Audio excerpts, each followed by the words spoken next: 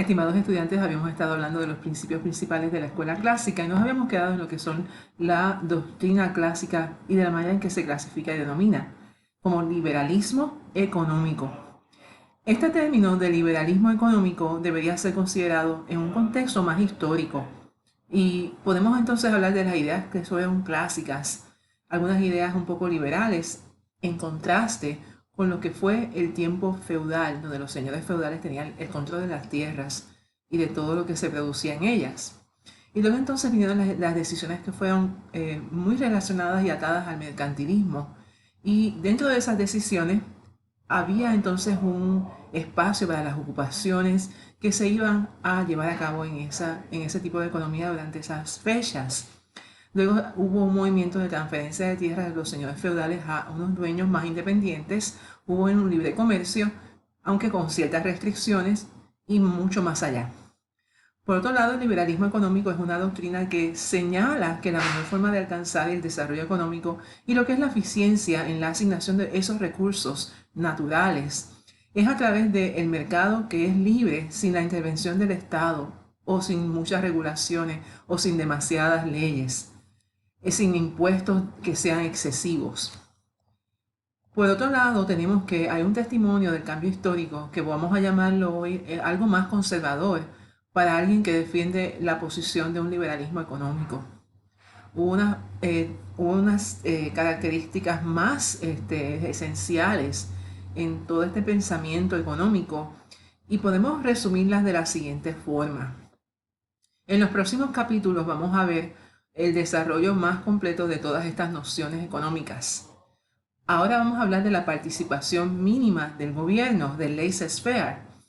Ese es un principio de la escuela clásica que dice que el mejor gobierno es aquel que no es tan restrictivo, es aquel gobierno que gobierna menos y que deja más libertad a la gente.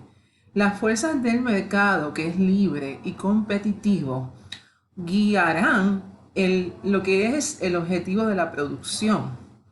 El intercambio y los mercados libres van a poderse llevar a través de la distribución de los productos y los servicios. Pero también se ha considerado que la economía se ajustaba a sí misma con lo que se considera la mano invisible, de Invisible Hand, de Adam Smith, esa teoría. Y la ley de la oferta y la demanda se orientan hacia el pleno empleo, cuando tenemos a todo el mundo trabajando y produciendo, sin la intervención del gobierno. Y eso hace que la economía se comience a levantar dentro de lo que son los mercados corriendo con el flujo del mercado.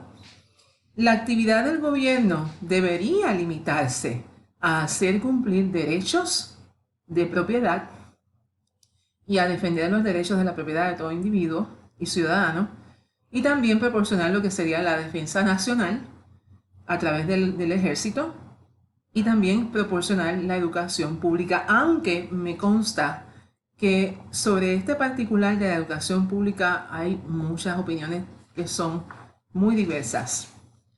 Hay unas personas que no están de acuerdo en que el gobierno tenga la participación en la educación del país porque eso le da más poder al gobierno de poder decretar qué es lo que quieren que la gente y los jóvenes y los estudiantes reciban como parte de su educación.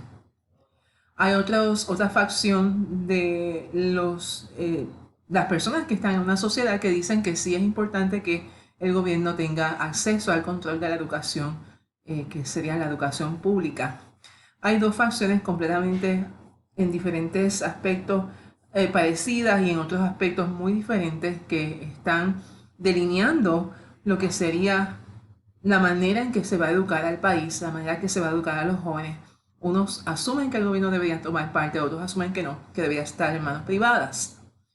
Yo no sé exactamente a lo mejor qué idea usted tenga, pero usted puede tener una diferente perspectiva sobre este particular de acuerdo a lo que usted considere que sea una prioridad del gobierno sobre este tipo de educación. Por otro lado, vamos a hablar un poco sobre lo que es el comportamiento económico cuando hay un interés o interesado. Los economistas clásicos de esa época asumieron que el comportamiento egoísta es básico para la naturaleza humana. Los productores y comerciantes También proporcionaron bienes y servicios con el deseo de obtener un pago a cambio, unas ganancias. Los trabajadores, por otro lado, ofrecían servicios laborales para obtener salarios. Ellos vendían su tiempo, en otras palabras, y los consumidores compraban productos como una forma de satisfacer sus necesidades intrínsecas y sus deseos propios.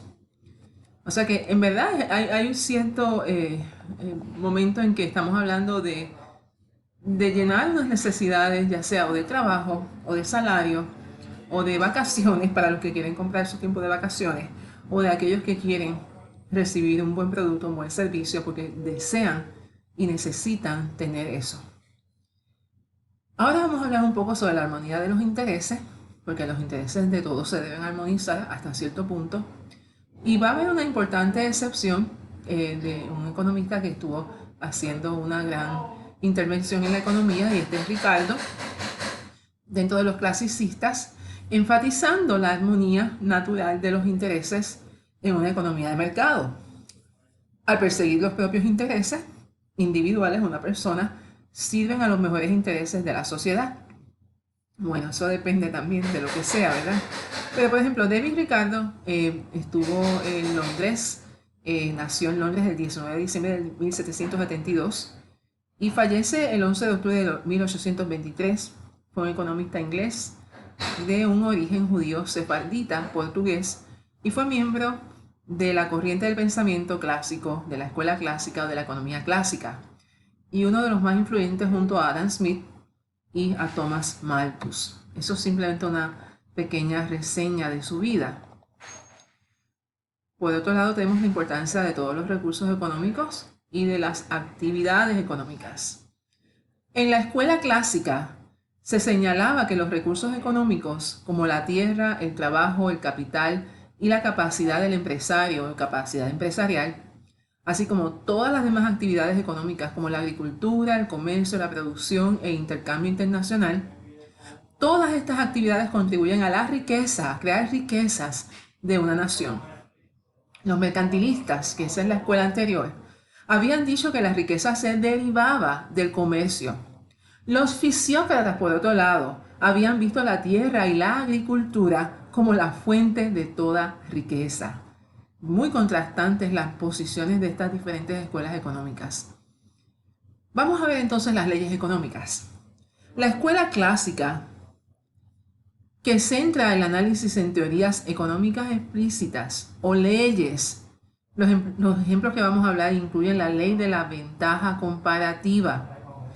Segundo, la ley de los rendimientos decrecientes, la teoría malthusiana de la población, la ley de los mercados, la ley de Say, la teoría ricardiana de la renta, la teoría cuantitativa del dinero y la teoría del valor al trabajo. Los que estaban en la escuela de los clásicos o los clasicistas creían que las leyes de la economía son leyes universales y también leyes inmutables, por otro lado.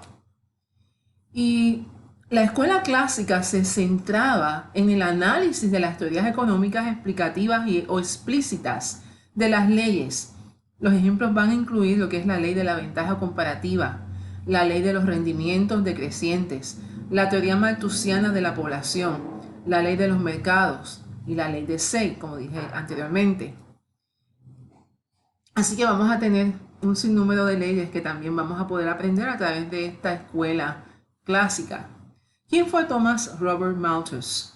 Robert Malthus o Thomas Robert Malthus nace el 14 de febrero de 1766 y fallece en diciembre del 834. Fue un clérigo anglicano de la iglesia anglicana. Era muy erudito, era británico, con una influencia enorme en lo que es el tema de la economía y de la política y la demografía. Y fue un miembro desde 1819 de la Real Sociedad de Inglaterra, considerado como uno de los primeros demógrafos de la época. También podemos seguir hablando un poquito más sobre lo que son los beneficios de la escuela clásica. ¿A quién benefició o a quién buscó beneficiar la escuela clásica? La escuela clásica sirve a toda la sociedad porque la aplicación de las teorías clasicistas o clásicas promueven la acumulación de capital y promueven el crecimiento económico. Los comerciantes, por un lado, los industriales, por otro lado, alcanzaron un nuevo estatus y una dignidad como los promotores de las riquezas de las naciones. Y aseguraron a los empresarios que cuando ellos iban a buscar sus ganancias estarían sirviendo a la sociedad. Todas estas doctrinas conducen definitivamente a beneficios materiales para los propietarios y los gerentes de las empresas, porque las ideas clásicas ayudaron a promover el clima político, social y económico que alentaba la industria, el comercio y las ganancias. Vamos a detener este capítulo hasta este punto. Todavía nos quedan unas cuantas partes más y continuamos discutiendo sobre la escuela clasicista en breve. Gracias.